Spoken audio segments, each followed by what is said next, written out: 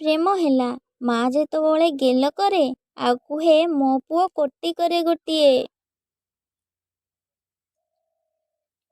ପ୍ରେମ ହେଲା ତୁମେ ଯେତେବେଳେ କାମରୁ ଆସ ଆଉ ବାବା କୁହନ୍ତି ଆରେ ଆଜି ବେଶୀ ଡେରି କରିଦେଲୁ ଯେ।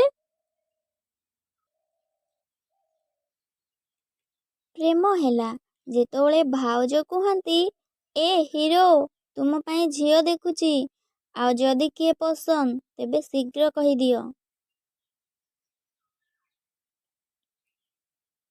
ପ୍ରେମ ହେଲା ଯେତେବେଳେ ଭାଇ କୁହେ ଆରେ ତୁ ଚିନ୍ତା କରନି ମୁଁ ଅଛି ପରା। ପ୍ରେମ ହେଲା ଯେତେବେଳେ ମୁଡ୍ ଅଫ୍ ଥାଏ ଆଉ ଭଉଣୀ କୁହେ ଚାଲ ଭାଇ କୁଆଡ଼େ ବୁଲିବାକୁ ଯିବା। ପ୍ରେମ ହେଲା ଯେତେବେଳେ ତୁମ ପ୍ରିୟ ବନ୍ଧୁ ତୁମକୁ କୁଣ୍ଢାଇ କୁହେ ଆରେ ସାଙ୍ଗ ତୋ ବିନା କିଛି ଭଲ ହିଁ ଲାଗୁନି ରେ।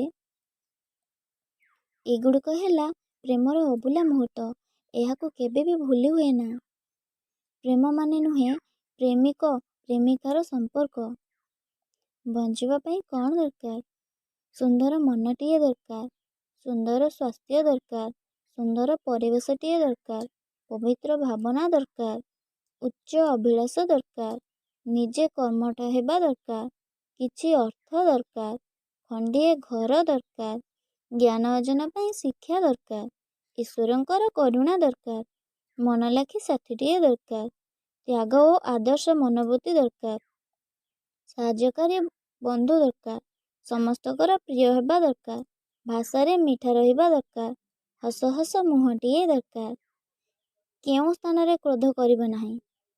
ଖାଇବା ବେଳେ କ୍ରୋଧ କରିବା ନାହିଁ, ଶୋଇବା ପୂର୍ବରୁ କ୍ରୋଧ କରିବା ନାହିଁ, କୌଣସି ଆଡ଼େ ଗଲା ବେଳେ କ୍ରୋଧ କରିବା ନାହିଁ।